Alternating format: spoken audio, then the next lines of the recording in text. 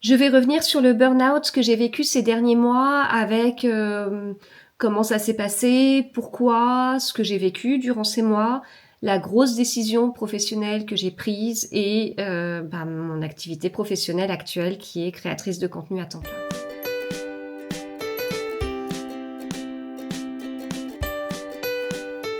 Bonjour à tous, j'espère que vous allez bien. On se retrouve pour cette vidéo spéciale que j'avais à la fois hâte et pas hâte d'enregistrer. Hâte parce que j'avais envie de faire le point sur tout ce qui s'est passé, envie de vous l'expliquer hors de vlog sur une vidéo dédiée. Et pas hâte parce que j'avais peur que ça remue trop de choses en moi. Sauf que ce matin, j'ai fait un rêve, le rêve que je retournais au travail et que ça se passait très mal. Et quand je me suis réveillée de ce rêve, je me suis dit, je suis prête, c'est le moment de faire cette vidéo. Donc, on va partir pendant un long moment, parce que je suis bavarde, pendant un long moment sur le burn-out, sur mon activité professionnelle actuelle, donc créatrice de contenu à temps plein, comme je disais. L'un va pas sans l'autre. Il y aura un aspect chronologique dans ce que je vais vous dire, mais c'est vrai que dans le burn-out, on va voir au fur et à mesure comment, quelque part, la décision que j'ai prise par la suite était déjà un peu en moi. Et puis, je reviendrai un petit peu à avant, je vous expliquerai rapidement mon parcours professionnel et un peu ma façon d'être, ma façon de raisonner, et parce que c'est l'une des raisons de mon burn-out aussi. Si j'étais pas quelqu'un d'investi et si je ne me moquais royalement de mon activité professionnelle, je n'aurais pas été affectée par ce que j'ai vécu. Et donc ça serait passé, on s'en fiche. Sauf que je suis pas quelqu'un de comme ça.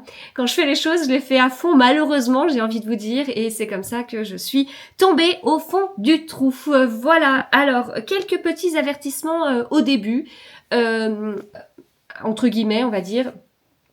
J'ai décidé de faire cette vidéo de façon plus émotionnelle que factuelle. Ou en tout cas, il y aura un mix des deux. C'est-à-dire que je vais vous parler rapidement de mon parcours, on sera sur quelque chose de très factuel. Je vous parlerai de la partie création de contenu à temps plein, on sera globalement sur du factuel. Mais sur ce que j'ai vécu au niveau professionnel, je ne suis pas là pour régler des comptes avec mon entreprise, parce que j'ai aucun compte à régler avec mon entreprise. J'ai eu des soucis avec une personne, mais pas du tout avec l'environnement. Et quand je suis partie le dernier jour, mon dernier jour de travail, j'ai compris à quel point j'étais soutenue en fait, et que les soucis étaient liés, comme je vous dis, à une personne et pas du tout à un ensemble de personnes. Et j'ai vraiment eu des messages et des retours juste incroyables de beaucoup d'entités dans la boîte. Et voilà, donc mon objectif n'est absolument pas de cracher sur quelque chose, de dire que c'est pas bien. J'ai vécu 13 ans dans cette entreprise où j'étais très très fière d'y travailler, et je ne suis pas là pour me créer des problèmes. Je ne suis pas là pour régler des comptes ou je sais pas quoi. La page est tournée en fait. Alors il y a encore bien sûr des petites choses qui me titillent en lien avec ce que j'ai vécu avec une personne, mais je ne souhaite pas refaire tout l'historique des faits pour pointer des manquements ou je ne sais quoi. C'est pas du tout l'objectif. L'objectif, c'est de vous parler de mon expérience, en fait, de vous dire, moi, j'ai vécu ça. Je n'y croyais pas. Le burn-out, pour moi, c'était pas possible, en fait, parce que je pensais à une partie du burn-out. Par la suite, alors j'ai pas fait des recherches approfondies dessus. Moi, l'étiquette, on me l'a collée assez vite, par différents professionnels de santé. Et alors d'ailleurs, j'ai fait des choix aussi par rapport à mon suivi ou à mon non-suivi, je vous expliquerai. Mais bon, cette étiquette a été mise et je la comprends totalement. J'ai pas fait d'énormes recherches, mais des choses me sont tombées dessus par du scroll Instagram, pour tout vous dire. Donc je suis tombée sur les signes du burn-out, etc., etc. Donc c'est bon, je sais. L'étiquette m'était déjà mise dessus par des professionnels de la santé, mais il y a aucun souci. Je vois tout à fait qu'il n'y avait pas un type de burn-out qui existait. Donc l'objectif, voilà, c'est de vous expliquer mon parcours en fait, ce que j'ai vécu. c'est pas pour alimenter du voyeurisme ou je ne sais quoi, on n'est pas là pour ça, on s'en fout. C'est plutôt pour bah peut-être peut-être que certains trouveront un écho en ça, soit parce que vous êtes passé par là, soit parce qu'en fait vous y êtes, soit parce que vous sentez que vous êtes pas loin. Et c'est un partage d'expérience. Je dis pas que c'est l'expérience la meilleure possible, pas du tout. Si j'avais dû choisir, j'aurais choisi de ne pas passer par la case burn-out, de rester dans cette boîte que j'adorais tant. Et voilà. Mais bon, bref. Et donc voilà, c'est pour vous expliquer comment ça s'est passé et comment en fait moi à la base très carré, c'est-à-dire que je suis plus sur la raison, sur l'esprit que sur mon corps, alors que mon corps s'est écroulé et je ne le comprenais pas. Parce que tout était très clair dans ma tête. Comment moi qui, un an auparavant, via mes lectures, rejetais le burn-out en me disant je suis capable de cumuler beaucoup et je sais le faire en fait, et il n'y a pas de souci, et persuadée que le burn-out était du trop. Et non, parce qu'au moment où ça s'est passé, j'étais pas sous l'eau en fait. Je savais que j'en avais encore largement sous le pied et j'ai pas du tout eu ce souci. Ça a été un burn-out d'une autre cause, on va dire. Donc voilà, tout ça pour vous expliquer que j'ai vécu des choses, que je ne m'y attendais pas du tout, que ça n'a pas été drôle, tout ce que j'ai vécu et tout ce que j'ai vécu. On passera sur certains détails, mais globalement, l'idée c'est plutôt un partage d'expérience avec des faits, avec mes émotions. Voilà, donc derrière, je m'attends à de la bienveillance de votre part et puis un partage d'expérience si vous le voulez en commentaire avec grand plaisir pour échanger. Voilà un petit peu ce que je vous propose. Donc une vidéo qui va être longue et parfois les émotions laisseront prendront le pas plutôt sur les faits, contrairement à ma façon de fonctionner, mais parce que je ne veux pas du tout entrer dans une polémique ou quelque chose que je ne souhaite pas aborder. Donc il y aura un peu différents tons tout au long de cette vidéo. J'espère que ce programme vous convient quand même. C'est parti pour cette plongée au cœur de l'une des choses les pires que j'ai pu vivre dans ma petite vie de femme de 39 ans. Et je me rends compte que l'une des choses les plus difficiles va être de réussir à faire cette vidéo sans pleurer. Voilà, alors, rapidement, comment je fonctionne, mon parcours, etc. De mon côté, c'est un petit peu ce que je vous disais en intro, je suis quelqu'un d'assez carré et qui croit plus aux faits qu'aux émotions. Et voilà, je suis comme ça, c'est mon fonctionnement, je suis mathématicienne, maintenant je ne le suis plus parce que je n'exerce plus une profession en lien avec les mathématiques, mais en tout cas, j'ai totalement cet esprit-là. Je crois plus aux chiffres qu'aux impressions. J'ai besoin de faits, etc. Et j'ai toujours été quelqu'un d'investi. J'ai beaucoup travaillé quand j'étais à l'école. Je me suis totalement épanouie dans mes études post-bac, au moins les 4 premières années d'études, avant de tomber dans une université public qui n'était pas le top du top. Là, j'ai un petit peu déchanté et je me suis rendu compte que même le personnel enseignant pouvait ne pas être investi et du coup, ça m'avait un petit peu déstabilisée parce que moi j'étais une bosseuse, je rebossais mes cours tous les soirs et que quand j'avais des questions le lendemain, les profs étaient incapables de me répondre parce que j'étais pas tombée dans la fac qu'il me fallait, je pense. Parce que les profs étaient perdus parce qu'ils avaient recopié les corrigés d'un cours et du coup ils n'étaient pas capables de me répondre. Donc ça avait été ça m'avait un petit peu chamboulé. Mais voilà, du coup, c'est pour vous donner un petit peu le profil que j'avais globalement. Donc plutôt bosseuse, investie. J'avais 1 an d'avance.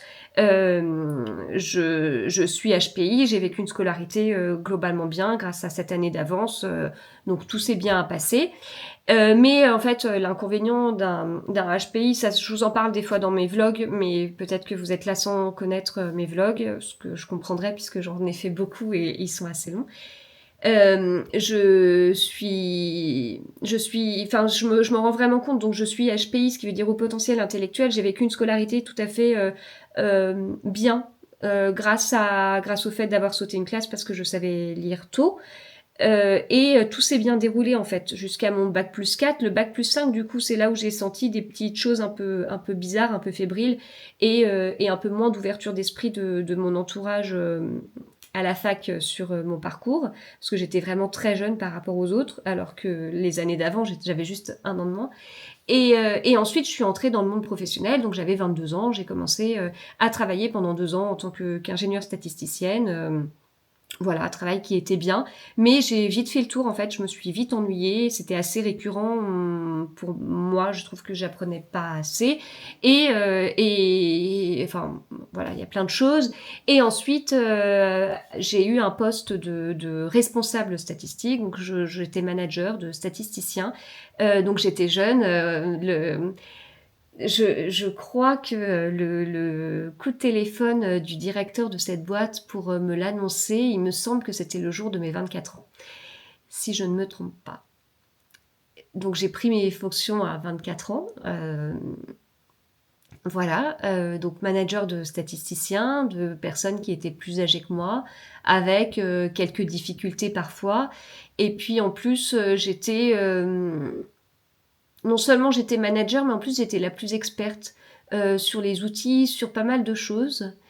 Ce qui fait que au bout de 2 ans, je me suis ennuyée quoi. En plus, c'était pas un domaine, c'était pas du tout un domaine qui m'intéressait. Or, en fait, si vous voulez, ma première expérience professionnelle était dans un domaine qui me plaisait beaucoup, mais je m'y suis ennuyée. Ma deuxième expérience professionnelle était géniale au niveau du management, j'ai adoré ça, mais pas du tout dans un domaine qui me plaisait. Et puis, alors que ma fille aînée qui a fêté ses 14 ans hier, la veille du moment où j'enregistre cette vidéo, eh bien, alors qu'elle avait un mois et demi, je tombe sur une offre pour être manager dans le domaine qui me plaît. Donc ça alliait ma première expérience professionnelle, ma deuxième expérience professionnelle, le meilleur des deux. Et donc j'ai postulé à cette offre-là et c'est comme ça que je suis entrée dans une boîte pour être manager de statisticien, donc statisticienne et manager, et dans un domaine qui me plaisait, etc. Et je suis restée 13 ans dans cette boîte. Et j'ai été très, très fière d'y travailler. Voilà. Alors, au milieu de tout ça, j'ai eu des enfants. Donc, dans ma deuxième expérience professionnelle qui a duré 2 ans, j'ai été enceinte, j'ai accouché. Et dans ma troisième expérience professionnelle, j'ai eu 2 enfants et je me suis même arrêtée quelque temps après la naissance de ma dernière. Et j'ai toujours, en fait, tout ça pour vous dire que, en gros, j'ai toujours été investie, j'ai toujours eu besoin de ne pas m'ennuyer, et ça a toujours été le cas, si vous voulez, parce que j'ai fait des études longues, on va dire. Enfin, même si je doute un peu de ce terme-là, parce que je sais pas si on peut considérer maintenant, dans le monde actuel, qu'un bac+5, ce sont des études longues. À une période, oui, ça l'était. Je suis pas sûre qu'on est encore comme ça maintenant. Enfin, je sais pas si ça devient pas un peu la norme quelque part. Mais en tout cas, bon, on va dire, j'ai fait 5 ans d'études après le bac. Je me suis beaucoup investie dans ces études-là. J'ai beaucoup travaillé. Je m'y suis vraiment épanouie. C'était vraiment mon domaine, les mathématiques. Et que ce soit abstrait, plus concret et tout, j'étais bien. J'étais vraiment bien dans toute cette théorie. Les statistiques, c'est une application des mathématiques qui me tentait énormément. Et en fait, quand on parle aux gens et qu'on dit on est mathématicien, les gens ils nous regardent. Oh là là, ce que tu vas me dire m'intéresse pas du tout, mais pas du tout. Déjà, on perd 99% de notre auditoire, mais en fait, des statistiques, c'est différent. Les statistiques, ça parle aux gens. Même quelqu'un qui regarde son match de foot, et si on part, admettons, sur quelque chose de très cliché, un homme qui regarde son match de foot avec sa bière dans les mains, qu'est-ce qu'il voit à la télé? Des statistiques de possession de balles ou plein d'autres choses. Et on va avoir des chiffres quand vous regardez Roland-Garros, vous avez au moment du service le nombre de kilomètres/heure. Et derrière, sur ça, on peut faire des petites statistiques, des petites moyennes, des médianes, plein de petites choses. Les statistiques, c'est vraiment un domaine des mathématiques qui parle totalement aux gens. Et là, vous sentez la passion qui ressort, parce que oui, je n'ai pas été statisticienne pour rien. Ça m'a totalement, ça m'a totalement passionnée. Les statistiques peuvent être appliquées sur énormément de domaines. Et sauf que moi, il y en a pas tant que ça qui m'intéressait. Enfin, Ça peut être dans le monde de l'industrie, dans le monde de tout ce qui est biostat, enfin dans le domaine médical, sur des essais cliniques, ça peut être plein de choses. Moi, c'était moins ça qui m'intéressait. Moi, j'étais plus dans des instituts, dans des sondages ou autres, mais en l'occurrence, c'était pas des sondages. Et justement, il faut pas confondre les choses. Mais voilà. En tout cas, c'est vraiment un domaine qui me passionnait.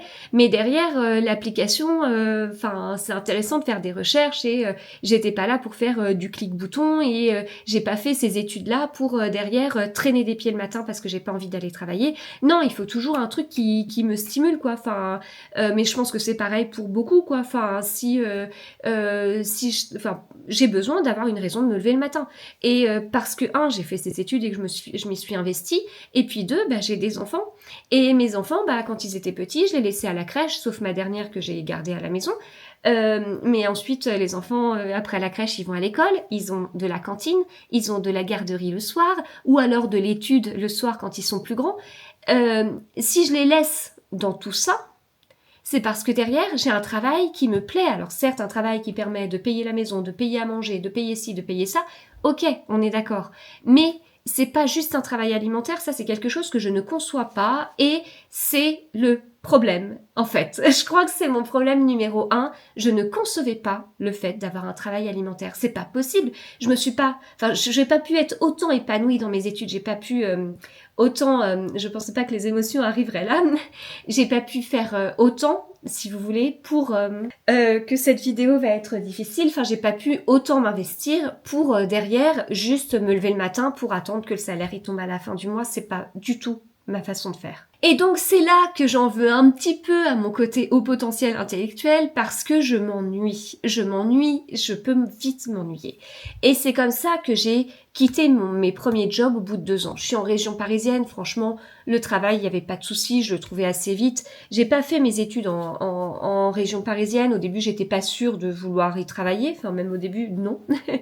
Région parisienne que j'ai connue quand j'étais plus jeune. Et en fait, quand j'ai postulé, j'ai pas voulu chercher là. Et puis après, je me suis rendue à l'évidence et moi, j'ai commencé à chercher un job 3 mois avant la fin de mon stage de fin d'études. Et je fais partie de ces gens qui ont enchaîné directement. Donc un vendredi, je finissais mon stage en province, dans des montagnes. Et le lundi, je débutais en région parisienne, mon premier CDI. Et quand j'ai voulu chercher un job, clairement, enfin, j'ai cherché à plein d'endroits, puis je me suis fait une raison, j'ai dit, je tente la région parisienne, je sais pas combien d'offres, rappelé au bout de 2 jours, et puis, voilà, le fait d'avoir eu la chance d'être manager au bout de 2 ans et d'accéder à ça qui me plaisait beaucoup, on est tous différents, mais moi, ça me plaisait, et je sais que je suis faite pour ça, en fait, ça me... C'est bizarre, je pensais avoir des émotions avec cette phrase-là, mais non, ça passe. En fait, je sais que c'est aussi le marché parisien qui fait ça, le marché de l'emploi, parce que c'est pas le cas dans n'importe quelle boîte ni quoi que ce soit. Ce qui fait aussi que notre vie est ici par rapport à ça, parce que j'ai pas un travail que je peux exercer partout, ou alors à moins d'accepter de ne pas avoir le choix, ce que moi je n'arrivais pas à concevoir. J'avais besoin de savoir que si ça n'allait pas, je pouvais changer. Ce qui est très ironique quand on voit mon parcours par la suite. Donc voilà, du coup un petit peu mon parcours si vous voulez. Et puis comme je vous disais, à la naissance de ma dernière, congé parental. Et ce qui peut être surprenant en fait dans ce que je vous dis, c'est que je suis restée 13 ans dans une boîte, donc 2 ans, 13 ans.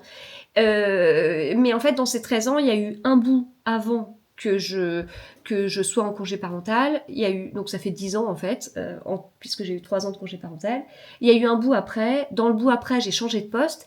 Et c'est surtout que le poste principal que j'ai eu dans cette boîte, c'était un poste, je pense que personne ne voulait, parce qu'il y avait souvent des soucis, il y avait besoin de réorganiser les choses, et c'était pas, ça coulait pas de source en fait. C'était tout le temps, il y a eu une période il y a des problèmes au dernier moment, faut réussir faut livrer, faut trouver une solution, faut être réactif, faut répartir le travail sur l'équipe. L'équipe, des fois, on n'avait pas tout le temps le même nombre de personnes. Il y a eu des cas particuliers, des choses, de la vie, des arrêts, des congés maternité, des congés parentaux. Il y a eu plein de choses comme ça au fur et à mesure. Enfin, c'est vrai que je pense que j'ai vécu beaucoup de choses en tant que manager sur un court laps de temps. Il faut réaménager, des fois on est en sous-effectif, etc. Voilà, faut s'organiser. Et derrière, ça a été le travail le plus stimulant de ma carrière en fait, et qui a beaucoup changé entre avant mon congé parental et après. Déjà, toute l'équipe avait changé. Ça a pris plus d'ampleur après. Et voilà, ça a été très, très stimulant, comme je vous dis, à trouver des solutions, à ci, à ça, et à réarranger le planning, à faire entrer dans un planning ce qui n'était pas censé entrer. Réussir à trouver, puis après, ça va être de la modélisation statistique. Enfin, voilà, c'est très stimulant au niveau intellectuel. Ça m'a beaucoup plu. Mais il y a un moment donné où en fait, au fur et à mesure, la fameuse équipe s'est stabilisée en fait, et et et on est entré dans un train-train quotidien. Et de mon côté, ça a été compliqué de gérer ce train-train quotidien parce qu'il y avait moins ce petit truc qui stimulait. Il y avait moins d'enjeux, il y avait moins de... Et puis après, les choses étaient gérées dans l'équipe, donc il y avait moins besoin de backup de ma part. Bien sûr qu'il y a besoin d'accompagner, de valider des choses, de guider, de trancher, de décider, de représenter la direction, la partie statistique dans des instances, etc. Bien évidemment, mais derrière... il y avait plus le même peps, si vous voulez. On entrait un peu sur une phase de train-train qui, moi, en fin de compte, ne me convient pas. Mais j'ai beaucoup appris à me connaître ces derniers temps. Ce que je vous dis, j'aurais peut-être pas mis ces mots-là exacts. Donc, mobilité, j'ai demandé une mobilité interne. J'ai demandé à changer. Et puis, à ce moment-là, un poste s'est créé, un poste un peu différent. Sans management direct, avec un côté transversal qui était une nouveauté en fait, un nouveau poste, donc avec des choses qui avaient été un petit peu créées par quelqu'un qui était là exprès pour ça, mais ensuite l'idée c'était de continuer cette création, de vraiment l'appliquer à ce que je connaissais sur la boîte, puisque je commençais quand même à bien connaître des petites choses par mon expérience, et voilà, donc un poste aussi à difficulté si vous voulez, parce que je suis en train de me dire pour l'instant je reste que sur des faits, donc il va falloir voir jusqu'où je mets le curseur, mais en tout cas un poste un peu à difficulté, un poste à enjeu, un poste dont j'ai été tout de suite convaincue de l'importance en fait, de l'importance du poste, de l'importance pour la boîte d'avoir cette nouvelle discipline entre guillemets liée à tout ce qui est donné à grosse volumétrie et qui se déploie de plus en plus dans les boîtes, enfin l'entité dont je m'occupais. Mais avec quelques difficultés des difficultés qui ont été autour de quelque part demander à des collaborateurs de faire des choses en plus qu'ils n'avaient pas forcément envie de faire et de rationaliser un petit peu tout. Alors avec ce que je vous dis, un poste à enjeu, quelque chose à mettre en place, des difficultés, en fait sur le papier c'est tout ce qui me plaît. Ouais. Et je suis cette personne compliquée, comme je peux un peu décrire par la suite, mais je vous dis, ça a vraiment été un grand cheminement de connaissance de moi-même. Et en fait, je sais maintenant que je suis quelqu'un qui a besoin, c'est comme ça que je l'ai imagé en parlant avec les RH, en fait, moi, il faudrait me mettre un placard en bazar complet. Vous me mettez là pendant 2 ans, je vous range tout. Voilà, le placard où personne veut entrer en fait. Moi j'y entre, je vous range tout. Et alors ça m'amuse tellement, hein. Ça m'amuse tellement de réfléchir à comment je vais ranger les choses et tout. Une fois que c'est rangé et que par la suite il faut juste amener des choses dans ce placard et les mettre au bon endroit, alors là je pars. Ça ne m'intéresse plus du tout. Je ne veux plus rester là. Mais par contre vous me trouvez un autre placard où il y a tout à ranger et là je vous range à nouveau tout pendant 2 ans. Et puis après, voilà, bon, c'est très imagé ce que je vous dis, mais en fin de compte, je crois que c'est vraiment ça. Donc voilà, malheureusement, je suis comme ça. Malheureusement, j'ai ce côté HPI qui m'a jamais dérangé quand j'étais à l'école et qui là m'est revenu comme un boomerang. Alors, avant mes 40 ans, mais je mets pas trop de lien avec le fait que j'ai 40 ans, mais peut-être que si. Après tout, on sait pas trop. Et Et donc je me suis pris comme un boomerang en me disant wow, là là là là là là, ça s'est toujours bien passé et là ça se passe mal. Et en fait je me suis aussi pris comme un boomerang parce que ce poste avec lequel donc j'ai eu quelques difficultés, le dernier là, où c'était pas évident parce qu'on j'allais taper à la porte des gens, je leur demandais des choses et j'étais parfois très mal reçue. Des gens que je connaissais depuis longtemps. Et c'est pas toujours évident, je trouve, au niveau émotionnel, si vous voulez. Et en même temps, ça a été passionnant parce qu'en fait, les gens m'expliquaient des choses, comment ils travaillaient et comment ça se passait. Et là, j'ai eu l'impression de débloquer une nouvelle compétence que je ne connaissais pas chez moi, c'est schématiser. Et en fait, j'ai fait des schémas et tout de ce que les gens me disaient. Et là, je me suis éclatée. Mais là, j'ai vécu des moments de comment expliquer, de nourriture intellectuelle, j'ai envie de dire, mais je pense que ça, c'est quelque chose que tout le monde ressent. Il y a un moment donné où vous savez ce qui vous intéresse, ce qui vous stimule, où là, vous vous dites, oh là là là là, là, je suis surmotivée, là. Mais je sais pas comment l'appeler autrement, vous avez peut-être un autre mot, mais voilà, quelque chose qui, en fait, entre totalement en cohérence avec vous. Comme des fois, vous rencontrez des gens, et ça peut me le faire avec certains auteurs, vous rencontrez des gens où vous sentez totalement connecté, en fait. Totalement connecté, la discussion, elle pourrait durer des heures, ça va très vite, paf, paf, paf. Et j'ai eu une responsable comme ça, d'ailleurs, ma première, dans ma troisième boîte, que j'ai eu pendant longtemps. En fait, il y avait un côté où on avait beaucoup de discussions comme ça, si vous voulez. De trucs où on sentait qu'on était sur un même univers, si vous voulez, et paf, paf, paf, et ça va vite, c'est enrichissant, c'est stimulant, et je pourrais vous donner un message privé, si vous voulez, 2-3 auteurs avec qui j'ai ressenti ça, où, wow, c'est bien, là, on adore. J'en ai 3 en tête qui me viennent comme ça, mais il y en a certainement d'autres. Et c'est trop bien, quoi, c'est trop bien. Et je pense que comme on est tous différents, mais en fait, il y a toujours un moment donné où on rencontre quelqu'un, où on se dit, wow, on sent que là, on est sur la même longueur d'onde, on va se comprendre.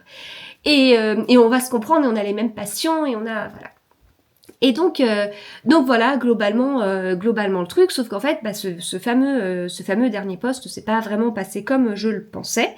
Les difficultés ont été un petit peu plus complexes, et puis, ça faisait 2 ans.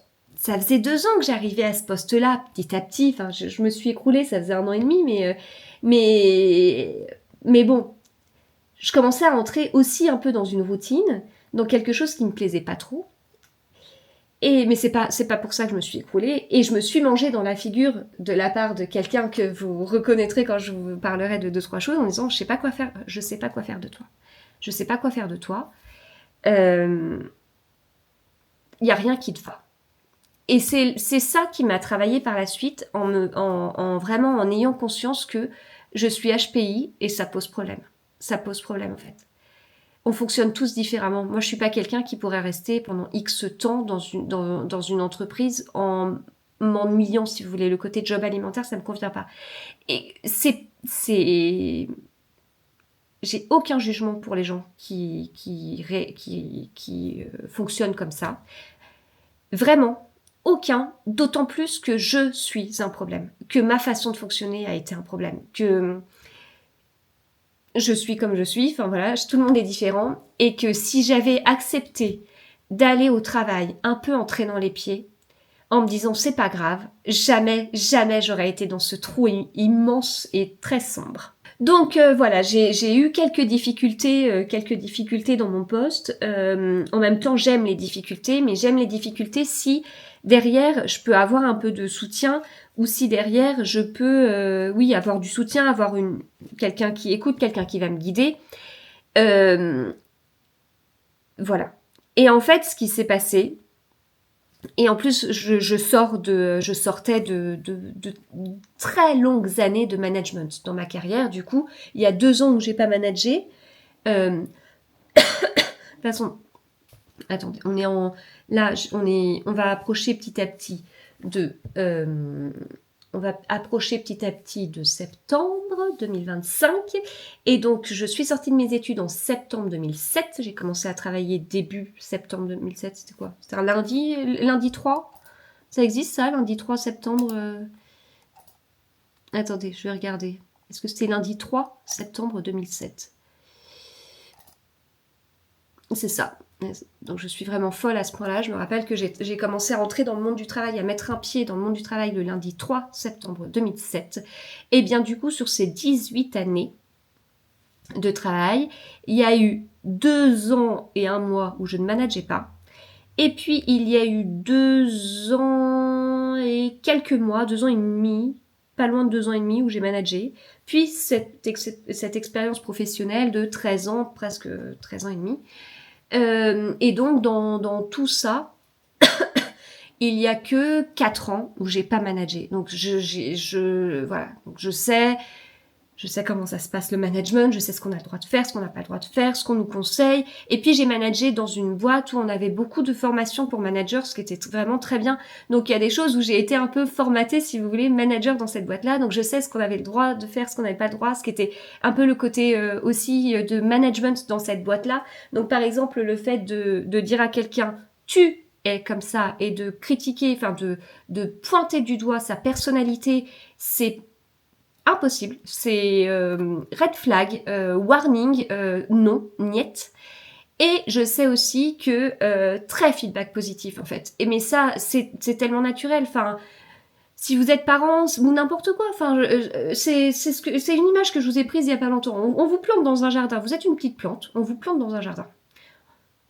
On vous arrose tous les jours. On prend soin de vous. Vous grandissez, vous vous épanouissez. On peut faire la même chose avec des enfants. Sans les planter dans le jardin, n'est-ce pas? Mais en tout cas, ça peut très bien s'appliquer aux enfants. Enfin, à un moment donné, les enfants, si, enfin là, ma grande, elle est adolescente, si je lui dis, oh, ça te va bien, t'es bien habillée comme ça, voilà. C'est gentil, ça fait du bien, ça fait plaisir d'entendre des choses comme ça quand on est dans une période où on va pas très bien. Je vais pas lui dire je vais pas lui dire des choses que je ne pense pas, mais là, l'autre fois, elle était super bien, ses cheveux et tout. Je dis, ah, mais ça te va trop bien, quoi. Bah ouais. Et bah, go, c'est bien aussi. De la gentillesse, de la bienveillance, ça nourrit et ça protège, ça crée une armure quand on a des saletés qui viennent. Voilà, des saletés que moi, en tant que maman, je ne peux pas la protéger. Et c'est pas l'objectif de la protéger de tout. Mais en tout cas, je peux l'aider à construire son armure. Et donc, et si on ne fait pas de feedback positif. Si en fait on considère que quand ça va bien, on ne dit rien. Notre plante, elle n'est pas arrosée, elle crève. Elle crève direct. Un enfant qui n'a pas ça et qui vit du harcèlement à l'école, comme un bon pourcentage quand même d'enfants, hein, il est équipé de rien du tout. Ça va pas du tout, il s'effondre en fait. Ah bah ouais. Donc c'est naturel parce que là, ce que je vous dis, c'est que oui, il y a le management. Enfin, oui, j'ai appris à être manager de cette façon-là, mais en même temps, c'est du bon sens, si vous voulez, forcément. Et moi, en plus, je suis un manager qui était beaucoup plus à l'aise pour pouvoir, à dire du négatif si j'avais dit du positif. Si je dis du positif quand ça va bien, ça veut dire que le jour où ça va pas, ah bah non quoi, c'est pas non. Et on peut dire non parce qu'on a déjà dit, on a déjà pointé du doigt quand ça va bien. Et logiquement, pour un collaborateur, sauf si vraiment ça va pas, et il y a des cas comme ça aussi que j'ai vécu, sauf si vraiment ça va pas et qu'il y a plus de feedback négatif que de feedback positif, donc là il y a un problème, etc., faut faire des démarches et compagnie, mais normalement, pour la plupart des gens, il y a plus de feedback positif que de feedback négatif à faire. C'est naturel, c'est humain, c'est tout ce que vous voulez. Je suis tombée sur un manager qui, après discussion, on a échangé, donc voilà, ne souhaitait pas faire de feedback positif. Parce que c'est même pas un souhait, c'est une façon d'être, une façon de faire. Et moi, je fonctionne pas du tout comme ça. Moi, je suis quelqu'un qui m'investit à 3000%.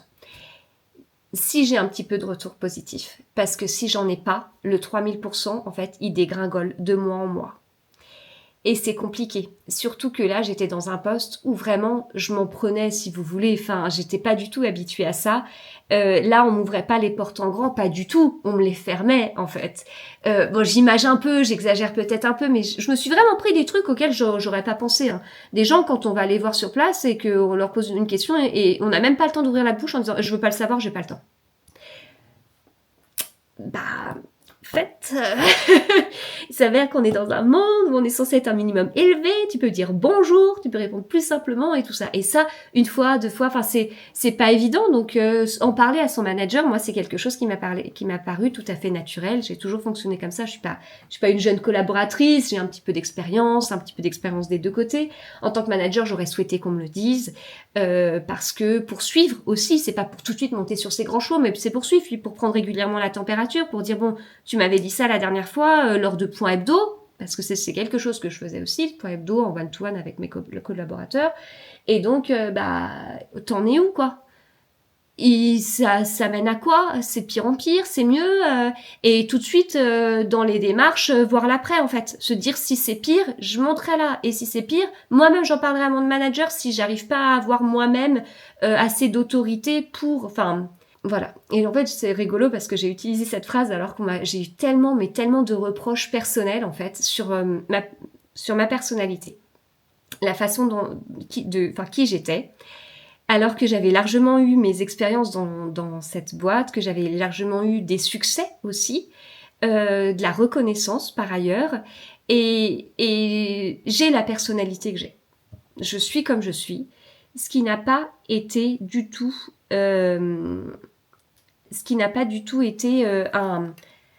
un problème jusqu'à présent. Enfin, voilà, on fait avec chacun, etc. Donc ça a été compliqué, si vous voulez. Ça a été compliqué. J'ai été quelqu'un qui m'investissait énormément. Alors j'ai fait des trucs qu'il fallait pas faire.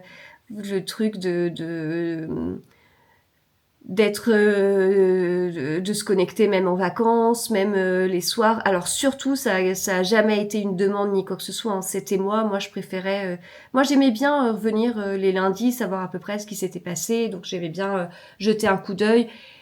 On m'a toujours dit de pas le faire ni quoi que ce soit. Enfin, je le précise largement parce que c'est le cas, parce qu'on n'est pas du tout une boîte... Enfin ça, le côté...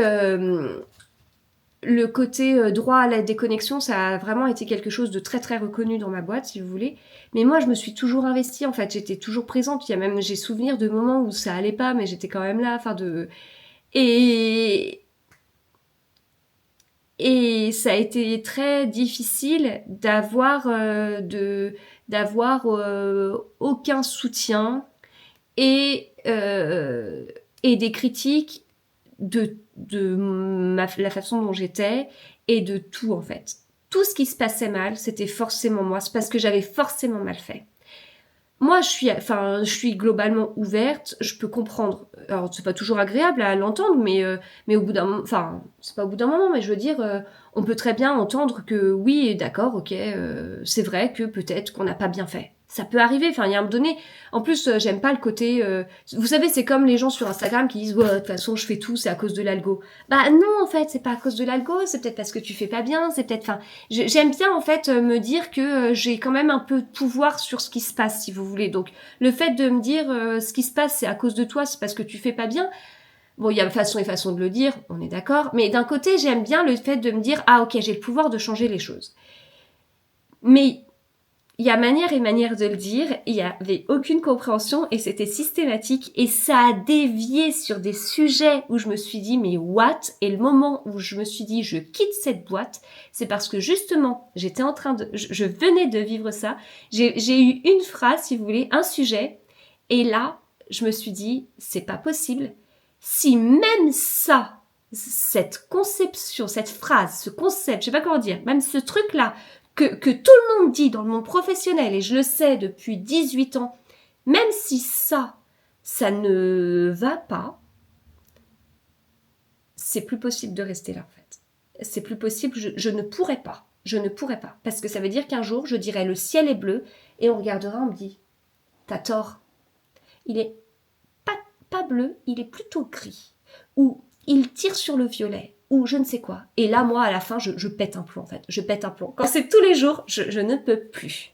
Bon, je m'éloigne un petit peu de ma ligne directrice et je rappelle, petit avertissement, en milieu de vidéo, enfin je sais pas si on est au milieu, mais en tout cas c'est ma façon de fonctionner. Voilà, je dis pas que tout le monde est comme moi, peut-être que certains subissent largement pire que moi, etc. Enfin voilà, on est tous différents et il y a aucun jugement dans ce que je dis, donc j'imagine que vous avez aucun jugement par rapport à ce que je vis non plus, mais voilà, tout le monde est différent et c'est juste un partage d'expérience et c'est pas, je suis pas au tribunal, vous n'êtes pas en train de juger si j'ai bien fait ou pas. De toute façon, en fait, j'ai pas eu le choix. Et c'est justement ça le truc fou. c'est qu'il y a des petites choses qui se sont pas bien passées, qui n'allaient pas, ou du coup j'ai un peu tiré la sonnette d'alarme, si vous voulez, jusqu'à un moment où je me sentais vraiment dans une spirale un peu de flou. Et puis c'est pas évident, nouvelle mission, nouvelle chose. Moi j'avais juste besoin de savoir de temps en temps si j'allais dans la bonne direction, parce que j'avais rien. Et en fait, en même temps, je ne comprenais pas et je ne savais pas non plus que le fait de ne rien avoir, c'est que c'était positif.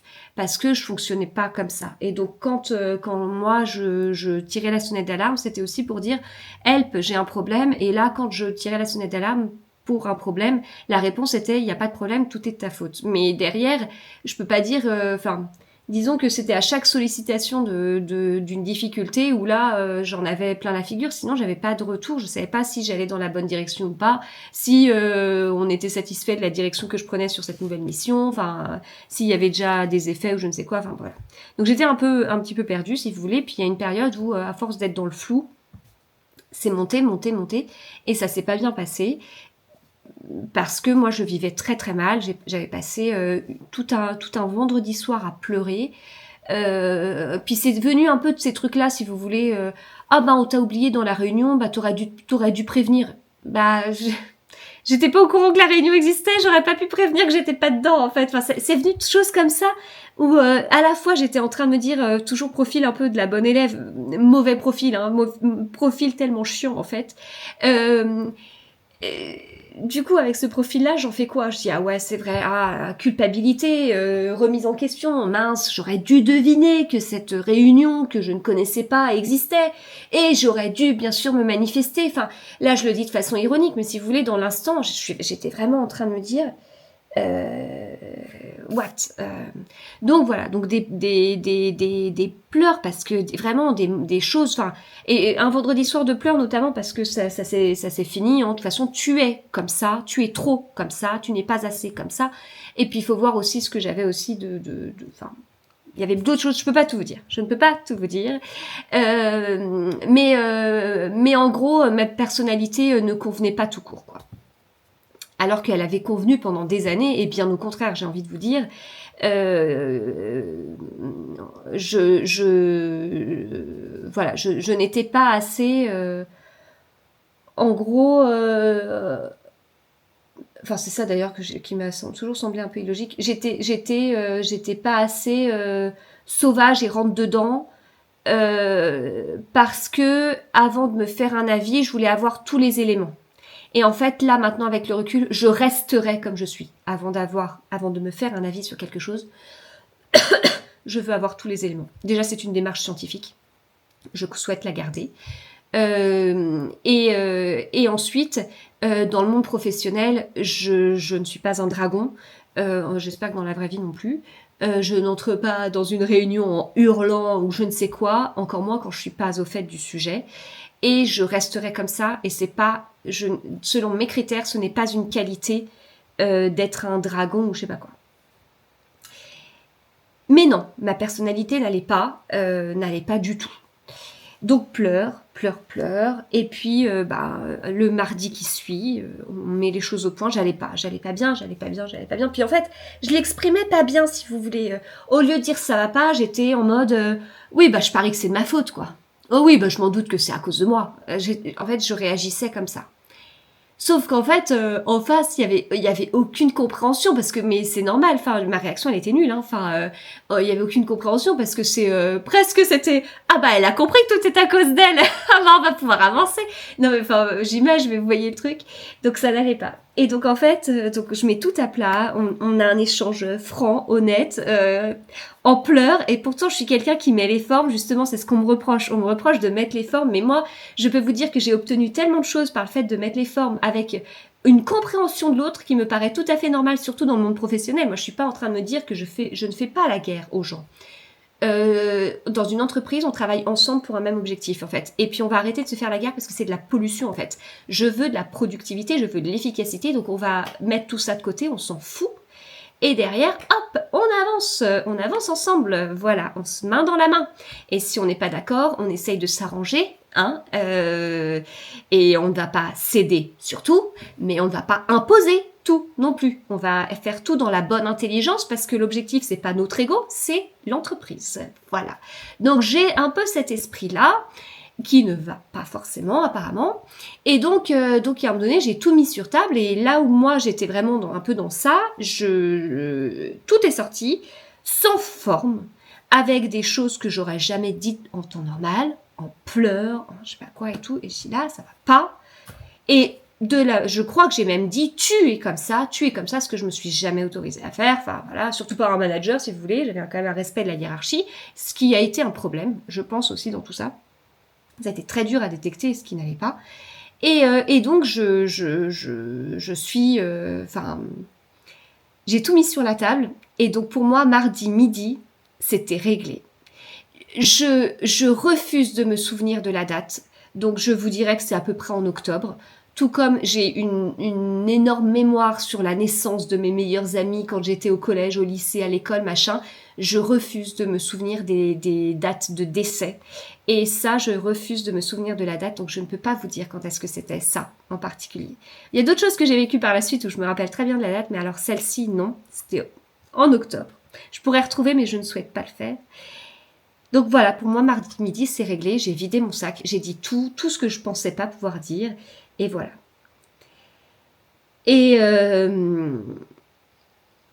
Et donc on avance le mercredi, puis le jeudi, mon réveil sonne.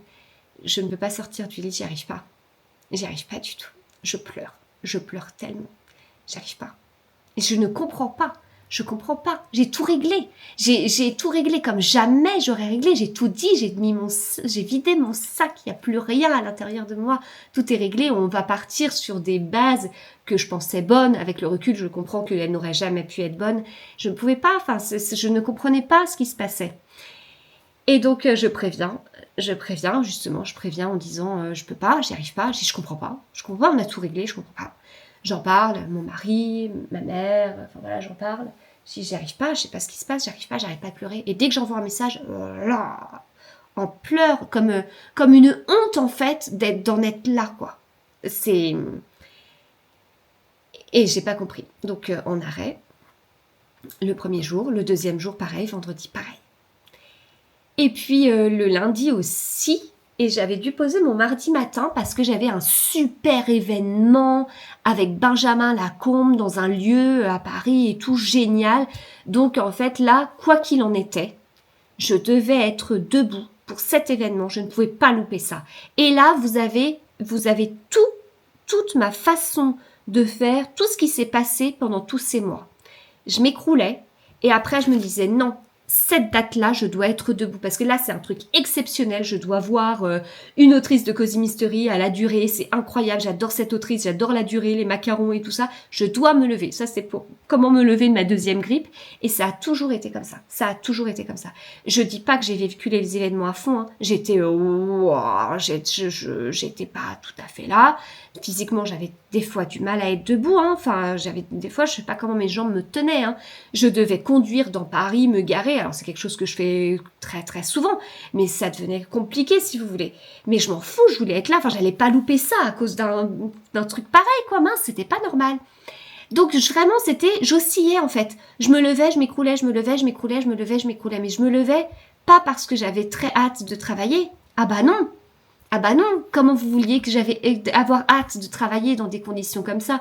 Ou dès que vous dites que quelque chose ne va pas, c'est de votre faute, c'est à cause de vous, vous êtes pas bien, ça va pas, vous êtes nul, alors que vous vous donnez un temps, c'est pas possible de se lever pour cette raison-là. C'était autre chose qui m'animait, c'était tout ce que je vivais avec la création de contenu.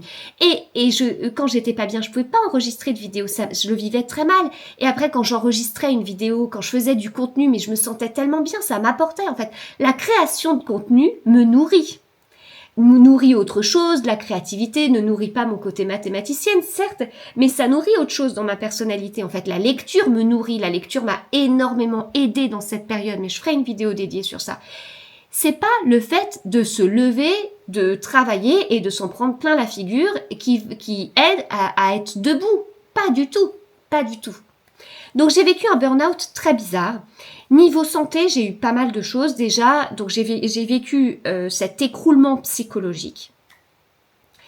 Et quelques semaines après, alors que je me suis relevée, quelques jours, j'ai vécu un écroulement physique et j'ai eu une très grosse névralgie cervico-brachiale. On a réussi à mettre le mot sur des choses que j'avais déjà vécues ponctuellement des années avant, pour des sujets souvent professionnels d'ailleurs. Mais alors là, ce qui l'a déclenché, ça a plutôt été quelque chose sur les réseaux. Et c'est là que j'ai vu une certaine toxicité, et ce que j'ai vécu m'a rendu hypersensible à tout ce qui est toxique. Quelque chose où en temps normal on voit rien, moi je dis oh là là là, c'est toxique, c'est plus possible. Quand j'ouvrais Instagram, j'étais heurtée par certaines choses, certains contenus, du coup ça n'allait pas. Mais en dehors d'Instagram, enfin là je viens de terminer un livre où je me dis là franchement le personnage il me gêne, on sent de la toxicité quand même dans ça. Mais ça va être plein de choses, ça va être des gens qui comptent sur moi, vraiment vraiment vraiment, qui m'épuisent en comptant sur moi alors que je peux pas. Ça va être vraiment des choses qui vont pas. Donc ça a été assez compliqué, et donc j'ai vécu un truc en fait que j'ai trouvé très toxique par rapport au réseau, enfin si j'englobe tout, et ça m'a déclenché une névralgie. Donc j'étais incapable d'utiliser ma main droite et mon épaule gauche. En même temps, je sais pas comment on peut utiliser son épaule gauche, mais en tout cas, je n'ai jamais eu aussi mal de ma vie. Les antidouleurs ne marchaient pas, morphine, opium, rien. Il n'y a rien. Enfin, si j'ai eu un médicament qui m'a aidé. Et c'est vrai qu'après, avec le recul, je me rends compte que ces épisodes de névralgie que j'ai eus étaient toujours après un gros stress. C'était pas pendant, c'était après. Depuis, je ne peux pas tricoter de façon normale. Je pensais avoir repris à une période, mais pas du tout. Pas du tout. Donc beaucoup me disaient, quand est-ce qu'il y aura des vidéos tricot ? Eh ben, c'est comme si tu demandais à quelqu'un qui a une jambe cassée, tu recours quand alors ? Bah, laissez-moi me remettre, s'il vous plaît. C'est dur, je le vis très mal, je le vis encore plus mal quand j'ai ces questions-là, mais les gens ne savent pas forcément, puis ils sont pas toujours très délicats. Mais voilà, j'ai jamais eu autant mal de ma vie, et j'ai accouché de mon fils sans péridurale et il faisait 4 kilos. Voilà. Donc je pense avoir déjà vécu des grosses douleurs, sauf qu'un accouchement, on sait quand est-ce que ça s'arrête. On sait que ça s'arrête. Une névralgie, j'en savais rien. J'ai été dans une spirale horrible. Je vous ai fait des vlogs qui devaient être détestables à regarder. Ça n'allait pas du tout. Et en même temps, faire des vlogs, ça me faisait tellement de bien. Ça m'a fait tellement de bien. Et vous voyez à quel point la création de contenu m'a fait du bien pendant toute cette période. Et comment quelque part, ça a été logique d'aller vers ça, même si. Donc voilà, petit à petit, ça a avancé. Il y a une période où je pensais qu'il y avait du mieux. Je me suis trompée. Les gens ne changent pas. Les gens ne souhaitent pas changer. Les gens sont comme ils sont. Ils exigent que je change, mais eux, interdiction pour eux de changer. Ils sont parfaits comme ça. Et moi, quelle imparfaite j'étais. Il fallait vraiment que je change. Très compliqué au quotidien. Très difficile, et donc ça veut dire que après ce gros épisode de névralgie, après ce gros épisode d'épuisement psychologique, différents médecins spécialistes ont mis des mots sur ce que je vivais, du coup ça a été clairement dit, et pareil, j'ai eu de quelqu'un, la personne m'a dit, vous allez vous battre, vous ne vous mettez pas en arrêt non-stop, vous allez vous battre, vous ne pouvez pas tolérer un truc pareil. En novembre ou fin octobre, parce que j'ai décidé d'oublier les dates aussi de ma névralgie cervico-brachiale. Et c'était assez musclé quand même. Et là, je me suis dit, oui, enfin, je sais pas de quoi il me parle en fait. Je n'avais pas compris que j'étais dans cette sorte d'emprise. Mais ça, emprise, c'est le titre d'un livre, et c'est ce livre qui m'a permis en fait, j'avais toutes les pièces de puzzle, j'ai tout mis en place en avril. En avril, je me suis écroulée en octobre. Et donc, après, j'ai vécu un truc aussi côté santé. J'ai eu 2 grippes de 2 souches différentes. Pour se choper 2 fois la grippe, il faut vraiment être au fond du trou. Bon, après, il y a eu plein de choses aussi, parce que j'ai fait une totale remise en question, si vous voulez. J'ai réfléchi à plein de trucs. Niveau familial, sur une partie de ma famille, ça a été très compliqué. Voilà. J'ai eu le soutien que de mon mari et de mes enfants pendant cette période. Il y a eu un beau désert. Vraiment. Il y a eu vous, je ne vous oublie pas, parce que ça a été très précieux, et que sans vous, j'en serais pas là, et que sans vous, j'aurais pas fait ce tournant professionnel, et sans mon mari et mes enfants non plus. Mais vraiment, il y a eu un désert total. À ce moment-là, j'ai su que je ne pouvais pas compter sur tellement de personnes, mais tellement. Des gens qui maintenant disent, elle exagère, on était là pour elle. Les mêmes qui me disaient à l'époque, écoute, je suis désolée, je suis totalement absente, je ne sais pas comment t'aider. Ça me dépasse, je sais pas faire, donc je ne fais pas. Et voilà, mais des choses incroyables, hein. Enfin, ça permet de faire le tri, mais si vous voulez, il y a eu un grand vide, vraiment un très grand vide, et même, enfin, des très très proches, des gens très très très proches. Ça fait mal, c'est comme ça. En même temps, si vous voulez, ça fait mal, mais on l'accepte parce qu'on a pire à gérer. Et voilà. Et donc après, bah, j'ai eu pas mal d'angines aussi, très régulièrement.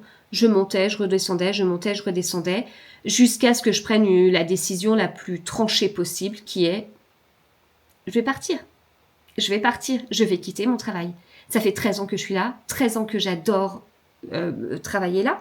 Je suis tellement fière de travailler. On avait régulièrement des petits questionnaires pour dire est-ce que vous êtes fière, de travailler là, est-ce que vous recommanderiez à un ami. Enfin, puis on avait plein de questions comme ça de prise de température.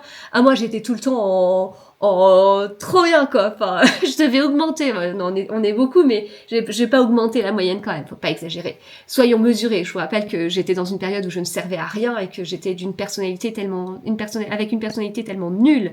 Et voilà que bon, non, faut peut-être pas prendre cette importance non plus, mais en tout cas, j'étais très fière de travailler là.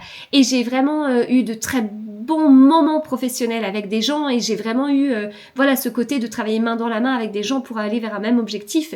Et donc, je ne jette pas du tout à la poubelle, mais pas du tout. Et même dans ma dernière expérience professionnelle, dans mon dernier poste, il y a eu des choses très positives aussi. Et je pense que j'ai aussi mis des choses en place, pas complètement, mais en tout cas la fin m'intéressait un petit peu moins. Et donc j'espérais une mobilité interne pour fuir un peu cet environnement. Et puis côté travail, de toute façon, je voyais qu'au quotidien, ça me branchait de moins en moins. Mais ça faisait beaucoup, ça me branchait de moins en moins. Et puis de toute façon, j'avais une personnalité tellement minable. Alors qu'est-ce qu'on pouvait faire de moi? Donc voilà, je me dis, allez, on va patienter, on va attendre une mobilité. Je savais à peu près ce que je voulais faire et tout ça. Et puis, bon, il y a eu 2-3 petites choses comme ça, 2-3 petites choses, 2-3 petites mobilités, des trucs qui auraient pu me plaire, j'ai postulé, des trucs que j'attendais. Et à chaque fois que ma chef était au courant, elle me disait, de toute façon, c'est pas pour toi, tu n'y arriveras pas, ou si ça te convient pas, ça te conviendra pas plus. En gros, j'étais bonne à rien. Donc c'était un petit peu embêtant parce que c'était pas évident, même si je commençais à me blinder, là j'avais quand même un peu mis le doigt sur les choses, mais je voyais que j'allais pas pouvoir tenir longtemps dans cet environnement, pas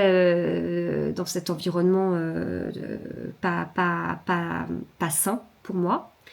Et donc, alors je vous dis tout ça, c'est vraiment pour moi, hein. Enfin, je dis pas que d'autres personnes ont vécu ça, parce qu'en fait, je crois bien que j'étais la seule, et ce qui a bien été un gros problème, parce que je me suis jamais sentie légitime pour en parler clairement. Et globalement, en fait, je me suis jamais fait aider.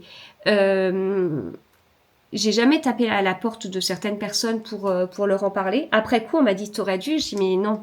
Non, parce que là, je n'étais plus manager, j'étais collaboratrice. Pour moi, il y a certaines portes qui étaient pas ouvertes, et puis je suis pas du style à taper aux portes pour dire mon manager ça va pas. Enfin, c'était pas du tout moi. Je vous image le truc. Franchement, je pense qu'avec le recul, j'aurais dû, parce que je me rendais pas compte à quel point j'aurais eu énormément de soutien, et que j'aurais pu ne pas tomber aussi bas. Et j'ai décidé aussi de ne pas aller voir une psy. Ce qui n'a pas empêché le diagnostic du burn-out, parce que il y a des petites choses qu'on m'a dites aussi par rapport à ça. Enfin, des gens qu'on dit, à d'autres qui m'ont dit que c'était pas un burn-out. Ça n'a pas empêché le diagnostic, pas du tout. Il a été posé par de nombreuses personnes au niveau médical, par des professionnels. Mais je n'ai pas souhaité voir un psy. J'ai déjà eu recours à un psy sur 2 séances précédemment, il y a 15 ans, pour quelque chose que j'avais vécu, et je sentais que j'y arrivais pas, et que j'étais vraiment seule pour le coup. Mais là, non, parce que j'étais tellement bousillée, parce qu'on me disait tellement que j'étais nulle, que je ne servais à rien, que si j'arrivais à m'en sortir, je voulais ne le devoir qu'à moi-même. Ça peut vous faire bondir ce que je dis. Je dis pas du tout que c'était la bonne solution. Et il y a même pas si longtemps que ça, je me suis dit, je m'en sors pas, je vais aller voir un psy. Je crois même que c'était alors que j'avais quitté mon travail et que je me rendais compte que j'arrivais pas du tout à remonter. Et je dis pas que c'est la bonne solution. Si vous êtes psy, ça se trouve, ça vous fait bondir d'entendre ça et je le comprendrai totalement. Et si vous vivez la même chose que moi, je vous conseille pas forcément de faire comme moi. Mais moi, je sentais que j'avais ce besoin pour m'en sortir parce que on me disait tellement que j'y arrivais pas, que je voulais avoir cette fierté de me dire j'ai vécu ça, je m'en suis sortie seule sans de l'aide extérieure. Je pense que la conséquence, c'est que je suis tombée encore plus au fond du trou. Et je me suis dit ça, genre il y a une ou deux semaines, je me suis dit, en gros, c'est comme si j'avais attrapé une maladie, que je pourrais prendre des antibiotiques pour m'en sortir suite à ce que j'ai attrapé, mais que je décide surtout de ne pas prendre d'antibiotiques parce que je serais fière d'avoir vaincu cette maladie sans antibiotiques. Alors ça, c'est tellement pas ma façon de raisonner pour le coup. Enfin, je dis pas, je suis pas anti-bio à fond parce qu'en plus ça me détraque totalement au niveau de l'œsophage, mais c'est pour vous donner un petit peu une sorte d'analogie. Je ne comprends pas forcément pourquoi j'ai raisonné comme ça, mais j'ai été convaincue de ça. Et je ne voulais absolument pas de médicaments de toute façon. Et de toute façon, même quand quand je suis sortie de ma grosse crise de névralgie et que mes antidouleurs ont commencé à faire effet, là, les antidouleurs ont commencé vraiment à faire effet et à m'endormir. Et là, je me suis dit, ah non, mais c'est pas possible, quoi. C'est-à-dire que le soir, j'ai pris un médicament pendant 3 mois. Je le prenais à 23h quand je me levais du canapé pour aller dormir. J'étais, wow! Et ça, je voulais pas le vivre la journée, quoi. Donc j'ai refusé aussi de prendre des médicaments. Pareil, c'est peut-être pas la meilleure des solutions, j'en sais rien, mais moi je voulais pas entrer dans ça. Puis en fait, c'était pas juste, quoi. C'était pas normal. Pourquoi j'allais prendre ça alors qu'on me détruisait? Enfin, mince. Et puis ça aurait masqué les choses. J'aurais du coup duré 2 ans de plus dans cet environnement toxique. Trop bien, quoi. Parce que tout ça, ça m'aurait masqué la réalité. Enfin, encore une fois, j'image certainement, mais je ne voulais pas ça. C'est peut-être nul, c'est peut-être tout ce qu'on veut, mais j'étais comme ça, j'étais convaincue de ça et c'est le chemin que j'ai pris. Et donc, il y a un moment donné, c'était plus possible. Donc, je me dis mobilité interne. Après, bon, voilà, on me détruit un peu, on me coupe le truc, on me dit ça t'ira pas. Ok. De toute façon, je pouvais pas tenir. Je pouvais pas tenir parce que j'étais malade de plus en plus souvent en fait. J'avais des angines tout le temps. Donc c'est pas possible, c'était pas possible. Et les angines, je le vivais très mal. Souvent quand j'étais malade, en fait, les angines, enfin ce que j'appelle une angine, c'est un très très gros mal de gorge que aucun médicament ne peut calmer. Encore une fois, j'ai vraiment des soucis apparemment quand je suis en crise, quand ça va pas. Et clairement, les maux de gorge, œsophage, gorge, voilà, c'est ma grosse sensibilité quand je suis stressée. Et par stress, je peux me déclencher des trucs, des très grosses angines. Ah vraiment, vraiment, vraiment. J'ai cette capacité incroyable que je veux bien donner à quelqu'un. C'est insupportable, c'est insupportable. Et en fait, le gros mal de gorge, on peut rien, même plus avaler, plus rien, tout est bloqué. Et tout est douloureux, douloureux, douloureux. Je ne le supporte plus. Je ne le supporte plus. Je ne peux plus. Et je vous aurais dit la même chose il y a 5 ans. Je ne peux plus. Et bien là, je ne peux plus. Et à chaque fois que je tombais malade, c'était un échec en fait. Ça voulait dire que j'avais mal géré quelque chose. Je n'avais pas réussi à gérer en fait, que ça n'allait pas. Et souvent, je repleurais à ces moments-là. Donc j'avais très mal à la gorge et en plus je repleurais. Et comme en plus j'étais très fragile, je chopais des trucs, notamment en allant au travail, et c'est là où j'étais dans un tourbillon en me disant, alors le travail ça va pas, je vais sur place, les gens viennent sur place malades, je chope leurs trucs, je suis malade couchée. Parce que moi une angine, les gens disent, ouais j'ai une angine, je gambade à droite à gauche. Ah non, moi j'ai une angine, là c'était au point où j'étais couchée, je tenais pas debout en fait. Donc j'appelle ça angine, mais c'était pas ça, je sais pas quoi dire. Le burn-out peut-être tout simplement. Et donc je tombais régulièrement et de plus en plus. Et là, c'est là que j'ai compris qu'une mobilité interne, je ne tiendrais pas, je ne pourrais pas attendre que quelqu'un parte quelque part dans la boîte et tenter de postuler si ça me tentait. Je ne pouvais pas. Et là, je me suis dit, je vais moins travailler, je vais demander un mi-temps en fait. Et j'avais même pas eu de retour encore sur ça. Voilà. Que c'est là que je me suis dit, je ne peux plus. Il y a eu un déclencheur que je ne vous dirai pas. On peut en parler en message privé, mais comme de toute façon ces vidéos sont publiques, je refuse d'en parler là. Un déclencheur. Et c'est là où je me suis dit, cette phrase restera marquée à vie. Tout comme il y a une phrase quand j'avais 19 ans, un mot, qui est resté marqué à vie, parce que j'ai eu un changement de vie suite à ce mot, mais c'était personnel. Là, cette phrase a changé ma vie parce que j'ai eu cette phrase un mercredi midi. On était dans un enchaînement de débilité, je crois qu'il n'y a pas d'autre mot. J'ai eu cette phrase le mercredi à midi. J'envoie un message à ma famille, à des gens en leur disant t'es d'accord avec moi que quand on dit blablabla, ça veut dire ça? Enfin, je l'ai pas formulé comme ça parce que j'aime pas orienter la personne. C'était plutôt quand on vous dit ça, quand on vous dit blabla, vous comprenez quoi? J'ai eu des retours de dizaines de personnes qui pensaient exactement comme moi. J'ai pas eu un autre retour. Que les retours des gens, c'était vraiment que des retours comme je pensais. Mon mari est rentré le mercredi midi, il rentre le mercredi midi. Je lui ai dit, écoute, ça va pas le faire, je vais pas pouvoir continuer. Faut que je parte. Je peux plus. C'est pas possible en fait. Je peux pas. Je peux pas me battre contre ça. Je peux pas dire on a 5 doigts dans la main et qu'on me dit bah non, tu sais, dans certains cas, il y a quand même. Et donc il faudrait pas que tu écrives les 5 doigts de la main, mais plutôt les 4. Je ne pourrais pas. Je ne peux pas. Je ne peux plus. Je n'y arrive plus. Je dois partir. On fait quoi? On a la maison à payer, on a acheté un bout de terrain, faut manger. On fait quoi? Comment je fais? Je peux plus. 13 ans dans une boîte, c'est très difficile d'être embauché ailleurs aussi. Puis voilà, un peu compliqué, je me sentais un peu inemployable, si vous voulez.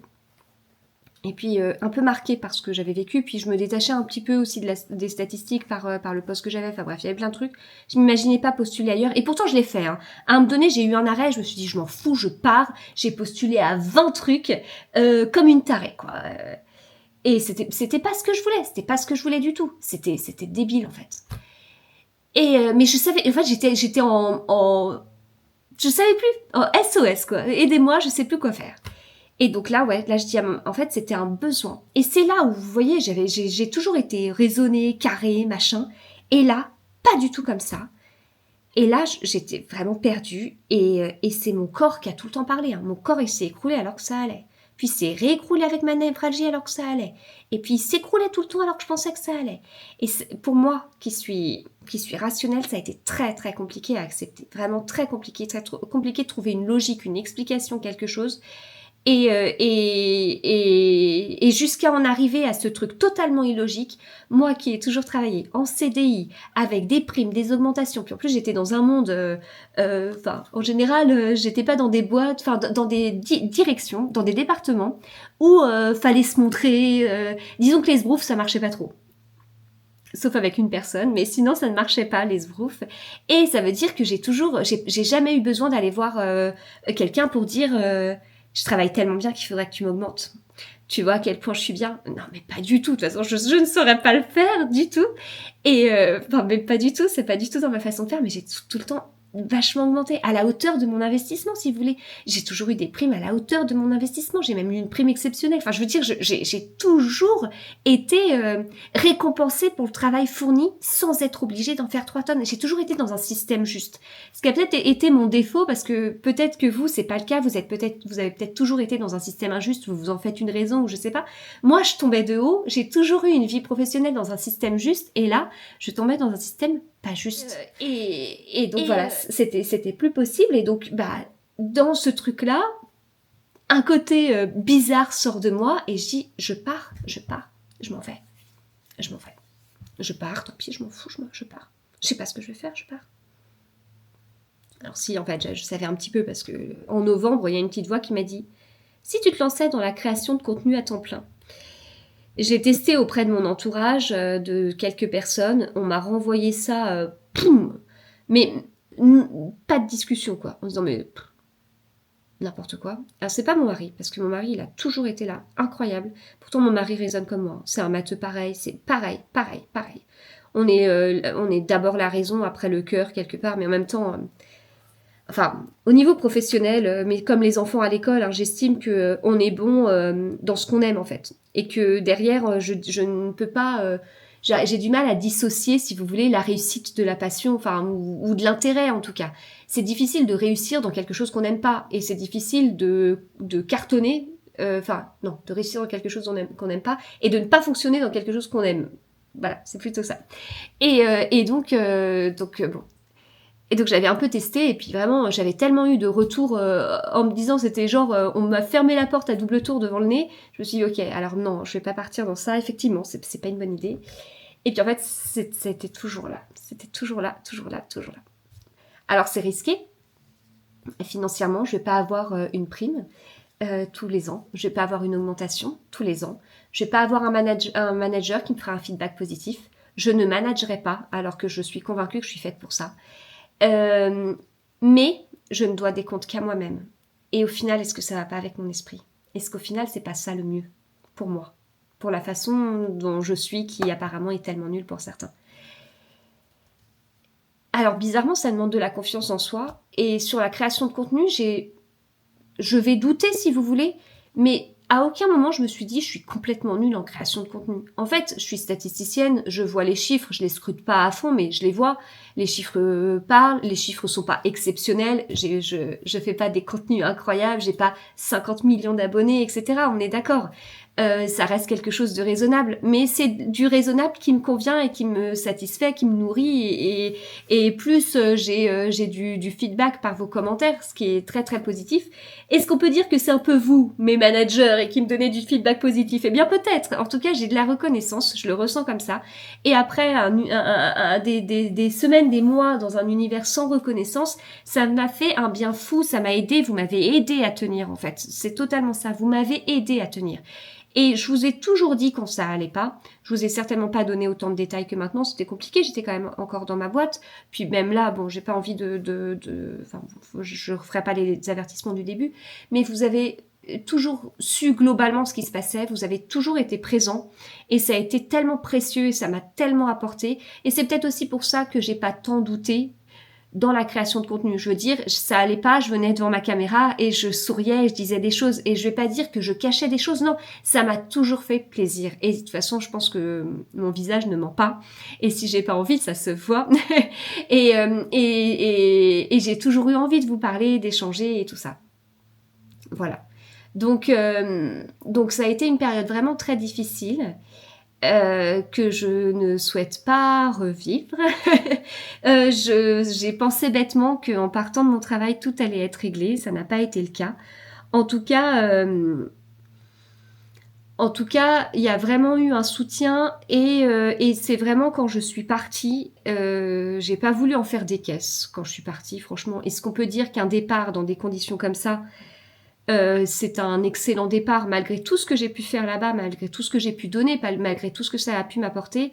Je suis pas sûre, mais en tout cas, je ne m'attendais pas à avoir eu autant de choses positives en fait, et à avoir autant de soutien et de personnes qui tombaient des nues en se disant mais on ne savait pas que tu vivais ça, et que ça a interrogé aussi en se disant comment on peut faire pour une prochaine fois. Bon bah ce sera pas pour moi, du coup je ne sais pas, mais ça m'a énormément touché tout ça. Et voilà, à partir du moment où j'ai décidé de partir, il y a encore eu un petit cas compliqué parce que j'avais encore des choses à régler. Comme j'ai pas été voir un psy, j'ai fait le travail moi-même et ça a été long de mettre le doigt sur plein de choses. J'ai remis toute ma vie en question. Et en fait, c'est ce que je disais fin janvier. J'ai remis toute ma vie en question pour me rendre compte qu'il n'y a aucun souci. C'était faux. C'était tellement faux. Il y en avait des soucis, sauf que je pensais que c'était réglé. Je pensais que je m'y ferais, mais pas du tout. Et on ne peut pas changer les gens qui nous demandent de changer. C'est très drôle. Et en fait, à partir de ce moment-là, je pensais que tout irait bien. Je me suis un peu écroulée parce que j'ai continué à réassembler, en fait. C'est comme si le puzzle il était pas fini, quoi. Il y avait des pièces qui rentraient pas, c'est comme une enquête, vous voyez, vous avez toutes les hypothèses possibles, vous allez sur le dénouement, il y avait des trucs qui...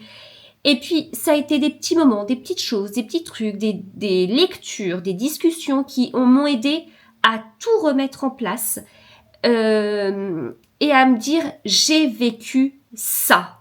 C'est pas normal. Je ne suis pas quelqu'un de nul à ce point, faut pas exagérer, je suis pas parfaite, mais faut pas exagérer non plus. Je suis pas bonne à acheter ou je ne sais quoi, enfin j'exagère, mais voilà, stop quoi. Enfin, on arrête la destruction. C'est pas vrai, je continue à me reconstruire, ça m'a vraiment détruite. Et donc maintenant on va continuer, on va finir, et je pense que le puzzle est complet. Ma santé a tenu après, donc je me suis réécroulée, puis j'ai tenu et je pensais vraiment que la dernière semaine allait être horrible. J'ai eu 50 000 événements littéraires. Elle a été dure émotionnellement jusqu'au bout, jusqu'au dernier après-midi. On m'a mis des bâtons dans les roues, enfin une personne, jusqu'au bout. Je ne l'oublierai jamais qu'on peut être à ce point-là moche, méchant.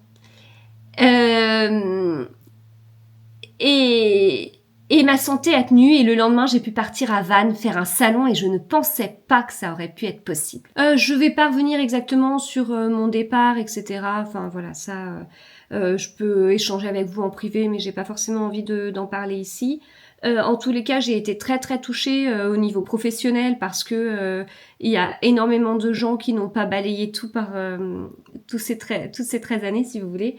Parce que moi, dès que quelqu'un en parlait, je disais, bah, c'est moche, hein, 13 ans à s'investir et je sors par la petite porte. Et en fait, il y a des gens plusieurs, qui ont fait en sorte d'agrandir cette porte pour que je ne parte pas par la petite porte parce qu'ils estimaient que c'était pas juste. Et j'en suis très, très touchée, vraiment. Parce que voilà, c'est une période, on sait sur qui on peut compter. Alors certes, pas beaucoup de monde, mais le peu de personnes qui étaient là, ça m'a touchée puissance 10 000 en fait. Et donc voilà, du coup, je suis partie dans la création de contenu à temps plein. C'est pas ma raison qui a parlé, c'est mon corps qui a parlé. C'est moi qui suis vraiment, je vous dis, raisonnée, qui voit tout le temps le plan d'après, le truc, le machin. Là, j'ai donc qui voit la voix de la raison, mais ça va tellement avec mon esprit que c'est satisfaisant. Je n'ai pas écouté ça. J'ai écouté mon corps que j'ai pas trop aimé pendant cette période. Il a été dur. Il a vraiment été dur. Donc j'ai beaucoup appris. Vous m'avez aidé, hein, certains d'entre vous, à me dire mais ton corps, il en a besoin. Faut que t'en prennes soin. Il a été parfait. Il t'a guidé. Enfin voilà. Mais vous imaginez, moi mathématicienne, parler de mon corps. Enfin c'est pas possible. Ça fait partie de moi quoi. Enfin puis il est censé suivre. Je veux dire si je veux quelque chose, allez go, on y va quoi. Et là ça m'a prouvé que non, si je veux quelque chose, mon corps peut dire je te suis pas. Et donc là, j'ai écouté mon corps qui s'écroulait trop. Et quand j'en ai parlé à mon médecin, de toute façon, quand je lui ai dit là, de toute façon, je quitte mon travail, ça y est, je pars. Il m'a dit, eh ben dis donc, il m'a dit, c'est pas que j'apprécie pas de vous voir, mais il dit, je suis content pour vous parce que c'est exactement ce qu'il fallait. Il fallait faire ça. Voilà. Ça, vous allez aller mieux, vous allez voir. Et puis j'ai écouté mon cœur. Oh, ça c'est pareil, le cœur et la raison. Moi, mon cœur, il va toujours avec ma raison. Moi, j'ai une façon... En plus, on en a parlé il y a pas longtemps avec mon mari de la notion de l'amour pour nous, en fait, et comment je lui ai décrit tout un truc. Mais il me dit, bah c'est tout à fait comme ça qu'on raisonne, en fait. Je dis, mais je sais. L'amour pour nous, c'est ça, en fait. C'est comme ça qu'on est. C'est voilà. Donc il y a un côté raisonné, mais il y a un côté, mais je le vis pas comme ça, si vous voulez. Enfin, pour moi, l'amour, voilà, c'est une définition bizarre, je pense, pour la plupart des gens. Et parce que tout ce que je ferai, c'est réfléchi, mais je sais pourquoi je le fais. Et c'est parce que c'est l'amour qui me permet ça. Enfin, je sais pas comment vous expliquer, mais bref. Pareil, je suis ouverte en message privé hein, pour détailler certains points si vous voulez, avec grand plaisir. Mais bon, j'étale déjà pas mal de ma vie ici. Et donc là, bah, j'ai écouté ce que j'avais envie de faire. Et puis moi, j'avais envie de jouer à la créatrice de contenu sur les réseaux. Donc voilà, je me suis écoutée. Ça fait grosse crise d'adolescence, ça fait je ne sais quoi. Et en fait, j'ai envie de vous dire que non. Ça fait 9 ans que je suis sur les réseaux. Ça fait 9 ans qu'il y a quelque chose qui s'est construit. Ça fait 8 ans et demi sur YouTube. Mais sinon, ça fait 9 ans sur Instagram que j'échange avec vous, qu'il y a une communauté qui est créée, qu'on a un lien, que vous m'avez tellement aidé dans les moments difficiles. J'en ai vécu plusieurs. Le plus gros était bien sûr celui-ci, donc c'est pas illogique. Je gagnais déjà un peu grâce au réseau, un peu une partie de mon salaire, plus de la moitié. Je dirais pas exactement combien, je dirais pas exactement la part, elle n'était pas négligeable. Alors que je travaillais à temps plein ou quasi. Je tente cette expérience. C'est pas... J'en ai parlé à plein de personnes. Avant d'y aller, j'ai tâté le terrain alors que la décision était déjà prise, mais j'ai eu que des encouragements. c'est que récemment que quelqu'un m'a dit, c'est souvent dans les salons littéraires que j'en parle, c'est embêtant de faire ça, c'est pas très intelligent parce qu'il y a des oreilles qu'on traînait et j'en ai bien bavé parce que j'ai vécu une petite vague de méchanceté suite à des oreilles qu'on traînait de gens qui savaient que j'allais me lancer dans ça. Mais parce que les réseaux c'est ça aussi hein. Du coup je vous disais que j'étais dans un monde où dans un univers où il y avait de l'augmentation juste, de la prime juste. Les réseaux ça va pas être ça, on va pas être dans un monde juste, il y a un côté un peu jungle parfois.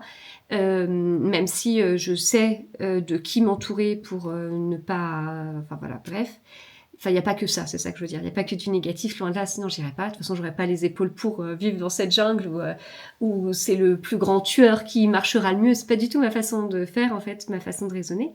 Et donc en fait, derrière, c'est quand même dans des salons que j'ai pu en parler avec plein de personnes et tout. Puis je suis proche de certains auteurs, je suis proche de certaines maisons d'édition. Et en fait, c'est un auteur qui m'a dit récemment. Waouh, c'est quand même risqué ce que tu as fait là. Franchement, c'est pas sûr que ça marche. Sinon, mis à part là, alors que je suis dedans, jamais j'ai eu ça. Ça a toujours été enthousiasmant. Des gens qui voyaient plus loin que moi, en fait. Moi, j'ai fait des études qui allaient avec mon job, en fait. Donc, pour moi, on faisait des études et on avait un job et derrière, on pouvait pas se reconvertir ou alors c'est pas évident ou alors si, mais que par de la formation. Enfin, voilà. Et des gens qui m'ont permis de voir les choses autrement, qui ont eu une confiance que j'avais pas, qui m'ont montré une autre façon d'exercer son métier via des acquis qu'on acquiert au fur et à mesure de notre vie. Et ça m'a énormément aidé, ça m'a donné confiance. C'est pas gagné, c'est quand même un peu risqué mon histoire, j'en ai tout à fait conscience. Je peux pas vous dire combien je gagne chaque mois parce que ce sera jamais la même chose chaque mois. Voilà, il y a un côté où faut sortir de ma zone de confort sur certains aspects. Je suis auto-entrepreneur, j'ai toutes les casquettes, tout, des choses que j'aime, des choses que j'aime moins. J'aime pas trop l'administratif, je pense que c'est pareil pour tout, même s'il faut le faire, je sais pourquoi. Et derrière, voilà, c'est un monde particulier, c'est pas un monde habituel. Moi, j'ai toujours été dans la sécurité, mais pas par volonté. Enfin, en même temps dans la sécurité, mais j'aime le challenge. Mais j'ai jamais eu cette idée d'être auto-entrepreneur à temps plein, en fait. Et puis voilà, je suis maman de 3 enfants, des enfants entre 9 et 14 ans. Mon mari, alors plusieurs m'ont dit, oui, mais enfin ton mari il travaille. Oui. Et alors, notre maison, on doit la payer sur nos 2 salaires. On est en 2025. Alors j'avais un poste plus prenant que celui de mon mari. Et du coup, ça veut dire quoi? Que en fait, comme j'arrête de travailler, il va travailler jour et nuit pour avoir 2 jobs. J'étais cadre, manager de cadre, un salaire de manager de cadre, même si je manageais plus sur la fin. J'avais un management transversal, du coup. Bref, j'avais un salaire pas trop mal. Et donc, mon mari va devoir travailler la nuit dans un truc pour obtenir le salaire que j'avais. Je ne comprends pas ça. Mais j'ai énormément eu la question. Enfin, en fait, j'ai énormément eu. Ton mari, il en pense quoi? Et c'est pas grave, ton mari travaille. En fait, on a emprunté des sous pour acheter un terrain l'été dernier sur nos salaires de l'été dernier. Hein? Donc ça peut être un peu risqué. Vous voyez, c'est pas du tout mon truc habituel. Il y a un côté, genre je fais ma crise d'adolescence, je quitte tout.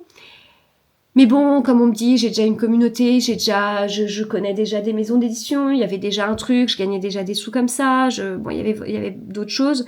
C'est pas gagné, c'est un pari. Mais pour l'instant, c'est pas ce qui compte.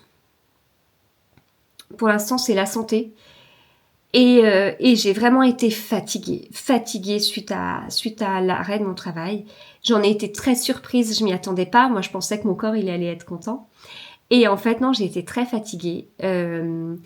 Et j'apprends à vivre avec cette fatigue, ça va de mieux en mieux. J'apprends à écouter mon corps, ce que j'ai jamais fait.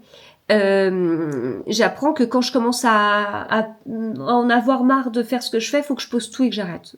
Bon, c'est pas vrai, je fais en sorte de m'arrêter à un point où je peux reprendre le lendemain, mais c'est un peu imagé, mais il y a ça. Mon quotidien de créatrice de contenu, il y en a pas. Enfin, si, pour l'instant, en ce moment, c'est le matin, je crée des vidéos. jusqu'à ce que j'en ai marre. Donc au début, c'était à midi, j'en avais marre. Après 13h, 14h, 15h, 16h.